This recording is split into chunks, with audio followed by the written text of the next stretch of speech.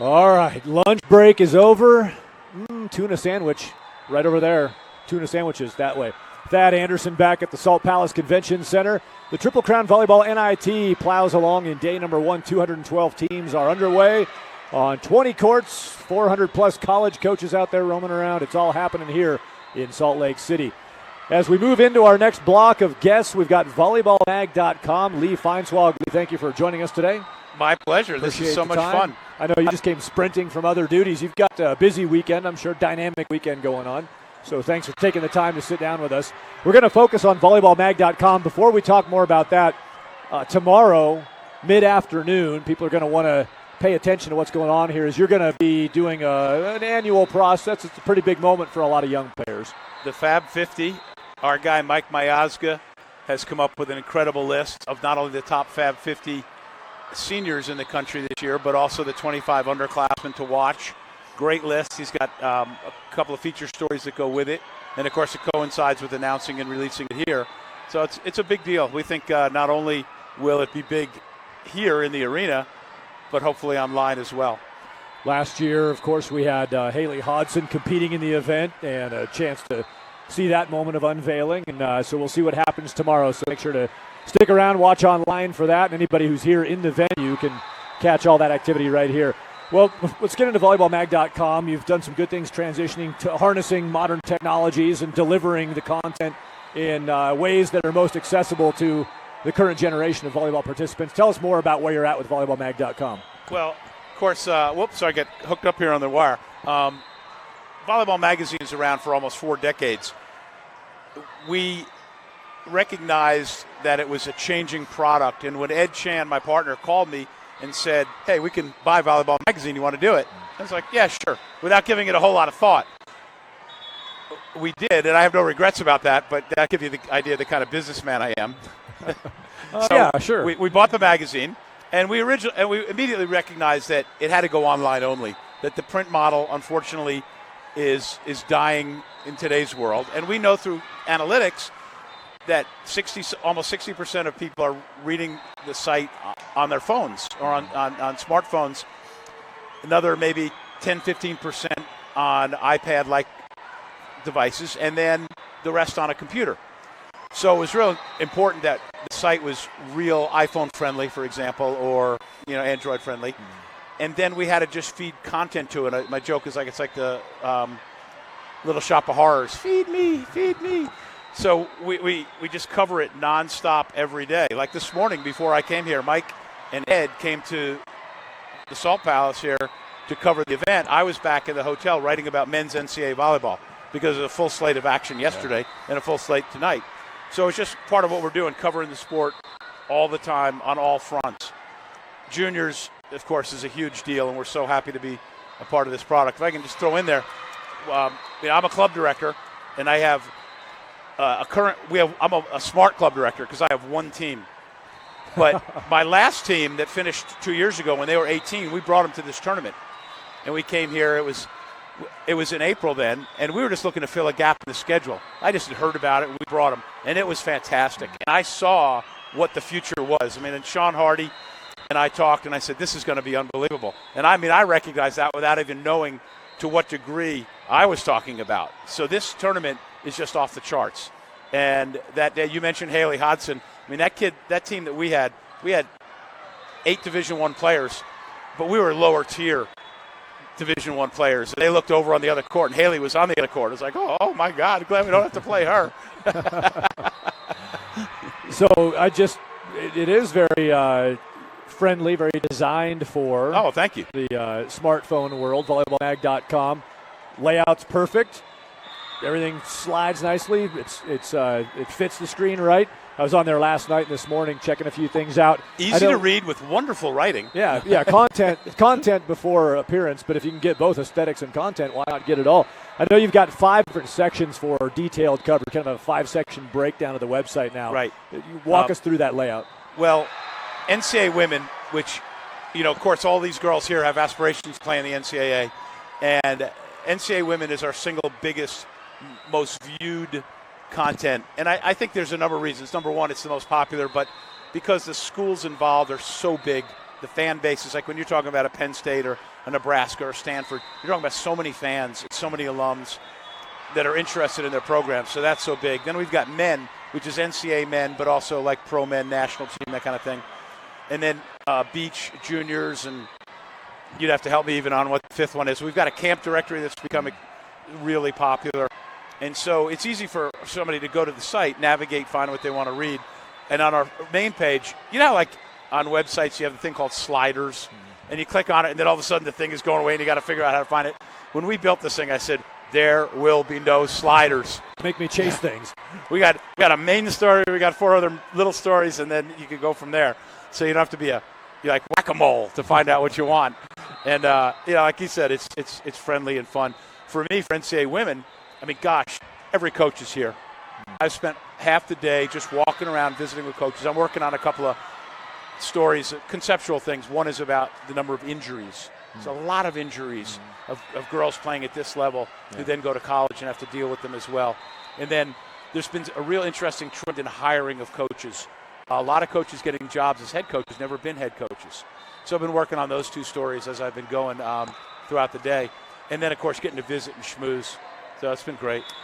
We're talking about injuries. You know, Inky Ajanaku comes back off an injury, wins the National Player of the Year award. Stanford goes on and gets the whole thing, brings it back to the Pac-12 for the first time in quite a while. Speaking of Pac-12, we're in Salt Lake City. I remember a few months ago I was prepping for a broadcast of a Utah volleyball game, and I saw you on through your website with an interview with Beth Lanier. That's something you've done a nice job with, and maybe give us your perspective on that the ability to interact with these coaches on an individual sort of personalized basis at the college level. So I think a lot of the players who are involved in this event, you know, when you're 14, 13, up to 16, 17 years old, sometimes hard to think about the person behind the coaching aura. Yeah. And I'm sure it's interesting for you to get behind that curtain a little bit and really see what makes these people tick. Well, it's a double-edged sword for the coaches because almost every coach who I know at the highest of levels are good people who've worked hard to get to where they are. And in our case in volleyball, I don't mind saying this. If I never had to talk to another football or basketball coach again, I could die happy. I mean, you're talking about a guy who was the LSU basketball beat writer for a long time. You know, I covered every angle of big-time college sports. But the thing about in this sport is that almost all the coaches want to grow the game. They care about the kids. The other side of it is that the salaries are escalating. Coaches are making good money in volleyball now. So how those kids who come in perform depends on if they keep their jobs. Yeah. Coaches aren't getting a long stretch of time now to be bad like maybe they were a decade ago. So the pressures are different. But you mentioned somebody like Beth Lanier at Utah, the longest tenured coach in the Pac-12. Yeah. And one of the longest tenured coaches at one school in the country. But what a nice person who is always been involved when she can be on the national team, you know, different levels and giving clinics and giving back. Yeah. And I think that's universal. If you pulled in so many of the coaches here, how many of them do things that they don't have to do to give back?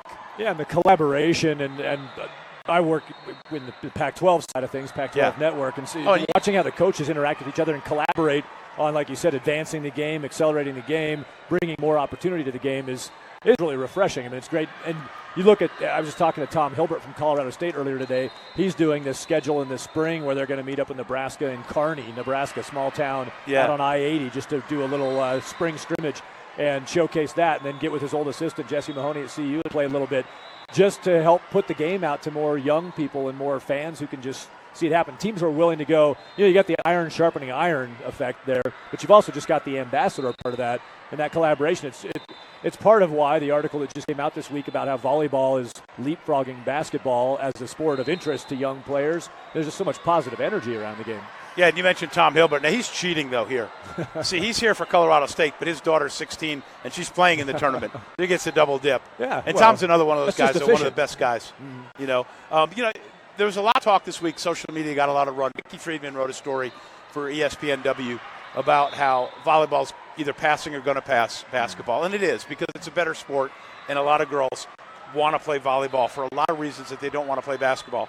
But what came from that, too, is another bit where a coach said that he thought that girls are going to play basketball or volleyball because it's easier to get to a higher level and succeed. And the degree of a lack of knowledge for a statement like that is mind-blowing. But to come full circle to what you were saying about being in the Pac-12, what a great collection of nice people who coach in the Pac-12. and some of the best quotes and most interesting people. You know, really, really good guys and women.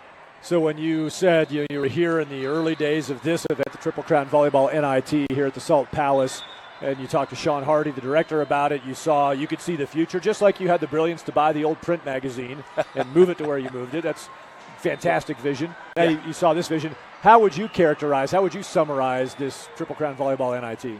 Well, what's really nice is it's so high level. You know, there's a joke, like you might have a volleyball team and one or two kids are really bad. We call them drill killers. You know, they just ruin the whole practice for everybody. This tournament doesn't have drill killers. You know, I've got a 15s team at Volleyball Baton Rouge that is going to be a really, really good team one day. But they're playing a little tournament in Jackson, Mississippi this weekend, and they're doing well. We could have come here, and they would have gotten their brains beat out. You know, the only reason they would have gotten in is maybe because I could have pulled strings, hopefully to get them in. You know, and that's a testament to what a great tournament this is. Why is every college coach here? Well, because all the really good players are here. Yeah. And all those really good players are coming from programs that are good club programs with coaches who not only are coaching well, but go back to all the things we talked about earlier. They're good for the game. So if you want fresh seafood, you go to the coast. If you want the best volleyball players, you come to an event like this. You got to go where the supply is, and this is where it happens to be. Yeah, but you know what? You can get a really good piece of fish and some great sushi here in Salt Lake City. You are right. That's kind of mind-boggling when you eat it. Hey, don't let anybody fool you to think that this is some staid, not happening city. This is a great place. I've been lucky enough to come here a lot of times for a lot of different circumstances and a lot of volleyball. This is a great city. Yeah. Utah's still the best kept secret in America. Mm-hmm. If you've never been to Moab and to Arches National Park or to Bryce Canyon or Zion or any of those places, gosh, you're missing out on the best vacation ever. Yeah, we had the Utah Sports Commission up here earlier today doing an interview, and we had Visit Salt Lake, their Convention Visitors Bureau up here. They're kicking you some kickbacks they on should that? Be. You just they nailed should it. Be. You just nailed it for them. What else is going on with volleyballmag.com? Anything else we need to know about? Well, we're in the middle of men's season. We had an FIVB event last week in Fort Lauderdale, but now the beach people are off for a couple of months before AVP starts, and then the FIVB season comes. But we've got stories about that coming forward. In fact, one of our writers, a guy named Phil Collin, had a long interview with Donald's son, who runs AVP. We'll have that coming up this week. NCAA beach volleyball, which is up to 67 division, well, I don't know if it's Division I or whatever, but eligible teams for the NCAA championships. They start up pretty soon, and we'll be all over NCAA beach, culminating with their championships, which are in Gulf Shores, Alabama, on what we call the Redneck Riviera. That's in early May. A couple of those stories I mentioned about NCAA women. We've got little this, little that. There's always something. I'm going out to L.A., the other L.A., because I live in Louisiana. I'm going out to the other L.A. next week and have a day planned at Pepperdine. I'm going to see the Long Beach State men play. They're number 2 in the country right now and doing a great job. And on and on. So there's volleyball 365 days a year if you want there to be, which we do. And there's volleyball everywhere. There's not any place I can't go in America and not be able to say, well, I got to do a story. Go anywhere with my wife. Hey, I'm going to knock off for a few hours here. I'll be back. I'm going to go interview a coach or go see a team play. That's what it is. Yeah, sport is booming. Volleyballmag.com. It's volleyballmag.com. And, of course, tomorrow you'll have the spotlight for the Fab 50 and the underclass players to watch announcements. So we'll look forward to that. Thank you for the time today, Lee. It's an exciting day for Triple Crown Sports tomorrow for us and for us. It's big. It's big. That's Lee Feinswog with volleyballmag.com. Thanks, Lee.